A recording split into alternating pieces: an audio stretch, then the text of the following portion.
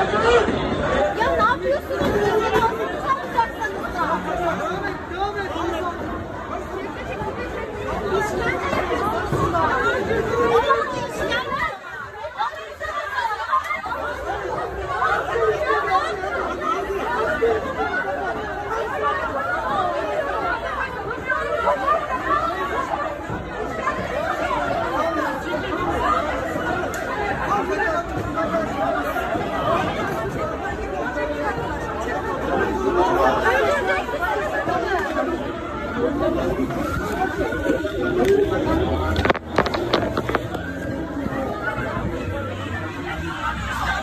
Gireceğim çünkü.